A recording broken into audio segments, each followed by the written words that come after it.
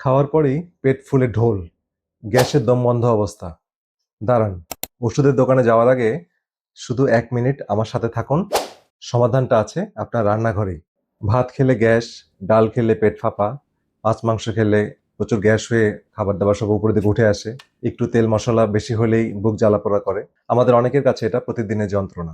আর আমরা কি করি? দৌড়ে গিয়ে একটা গ্যাসের ট্যাবলেট খাই, কাজও হয় কিছুটা সাময়িক, কিন্তু পরের দিন আবার সে একই অবস্থা। আজ আমি এমন কিছু ঘরোয়া উপায়ের কথা বলবো যেগুলো শুধু পুরনো টোটকা না, এর পেছনে আছে আসল বৈজ্ঞানিক গবেষণা। তো প্রথমে বুঝতে হবে যে কেন গ্যাস হয়, সমস্যাটা কোথায়। তো বেশিরভাগ সময় পেটের এই গ্যাস বা বদহজম কোনো বড় রোগ থেকে হয় না, হয় সাধারণ কয়েকটা কারণে। একটা হচ্ছে তাড়াহুড়ো করে খাওয়া, অর্থাৎ কথা বলতে বলতে তাড়াহুড়া করে খেলে খাবারের সাথে বাড়তি বাতাস পেটে ঢুকে যায়, সেটাই পরে গ্যাস হয়ে অস্বস্তি তৈরি করে। দুই হচ্ছে মানসিক চাপ।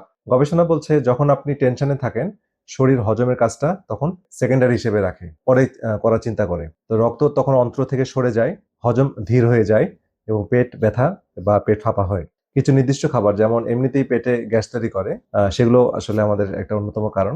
আর একটা অন্যতম কারণ যেটা হচ্ছে লো স্টমাক অ্যাসিড। পাকস্থলী অ্যাসিড যদি কমে যায়, তাহলে হজম প্রক্রিয়া ভালো না হওয়ার কারণে ফার্মেন্টেড হয়ে খাবারগুলো গ্যাস তৈরি করে। তো এই কারণগুলো যদি আপনি জানেন, তাহলে আপনার অর্ধেক সমস্যার সমাধান হয়ে যাবে। এখন আমি কিছু গুরুত্বপূর্ণ টিপস বলছি, সেটা আপনারা অ্যাপ্লাই করতে পারেন, বা অ্যাপ্লাই করলে অবশ্যই উপকার পাবেন।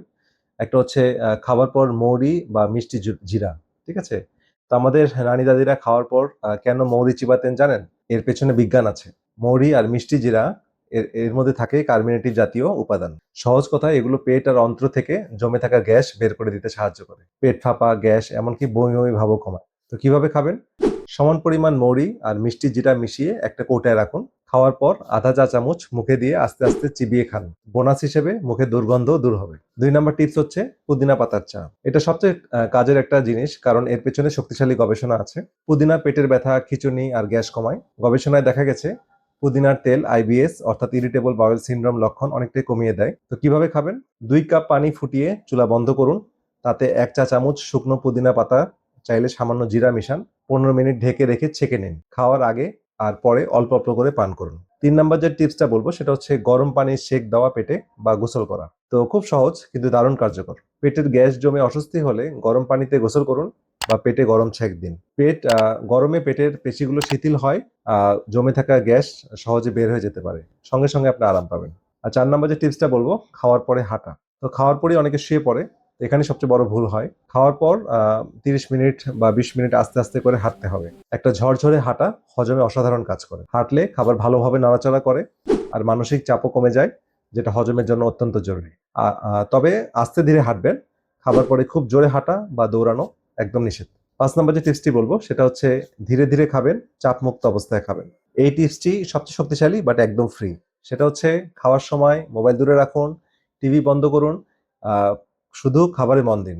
আস্তে আস্তে চিবিয়ে খান, এতে বাড়তি বাতাস পেটের মধ্যে কম ঢুকবে আর হজম ভালো হবে।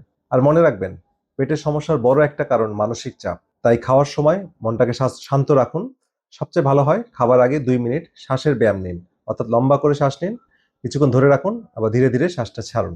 এভাবে 2 মিনিট শ্বাস নেওয়ার পর শরীর শিথিল হওয়ার পর তারপর আপনি খাবার গ্রহণ করুন। তখন আপনার প্যারাসিম্পেথেটিক মোডে থাকবে শরীর, আপনার খাবার খুব ভালো হজম হবে।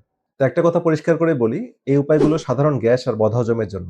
কিন্তু যদি আপনার পেট ব্যথা অনেক দিন ধরে থাকে, ওজন কমে যেতে থাকে, বারবার ডায়রিয়া বা পায়খানার সাথে রক্ত যায়, অথবা ঘরোয়া কোনো উপায় কাজ না হয়, তাহলে দেরি না করে অবশ্যই ভালো একজন চিকিৎসকের শরণাপন্ন হবেন। কারণ মাঝে মাঝে এর পেছনে আলসার বা অন্য কোনো সমস্যাও থাকতে পারে, যেটা পরীক্ষা করে বের করতে হবে। মানে ঘরোয়া এইসব চিকিৎসা যেন আপনার ডাক্তারের পরামর্শের বিকল্প না হয় এসব ক্ষেত্রে। তাহলে আজ আমরা শিখলাম 5টা সহজ উপায়, যেটা হচ্ছে মৌরি, পুদিনা পুদিনা পাতার চা, গরম ছেক, খাওয়ার পরে ধীরে ধীরে হাঁটা, আর ধীরে ধীরে সুস্থে খাওয়া, মনোযোগ দিয়ে খাওয়া। এখন আপনার পালা। আজ রাতেই এর মধ্যে যে কোনো একটা ট্রাই করুন, আর কেমন ফল পেলেন কমেন্টে আমাকে জানান। এই ভিডিওটা শেয়ার করুন সেই মানুষদের সাথে যারা প্রতিদিন গ্যাসের সমস্যায় ভুগছেন। আপনার একটা শেয়ার হয়তো তাদেরকে দীর্ঘদিনে জমে থাকা কষ্ট থেকে মুক্তি দিতে পারে। আর পেজটি ফলো করে রাখুন, কারণ আগামীতে ভিডিও আসছে আরো সহজ ঘরোয়া স্বাস্থ্য টিপস, যেগুলোর পেছনে আছে আসল বিজ্ঞান। মনে রাখবেন, আমি আজ যত গবেষণার কথা বললাম তার প্রতিটা রেফারেন্স আমি কমেন্ট বক্সে দিয়ে দিচ্ছি, আপনারা দেখে নেবেন এবং মোর স্টাডি করবেন, কারণ আপনাদের বিশ্বাসই আমার কাছে সবচেয়ে দামি। ভালো থাকুন, সুস্থ থাকুন, দেখা হবে পরবর্তী ভিডিওতে। আল্লাহ হাফিজ।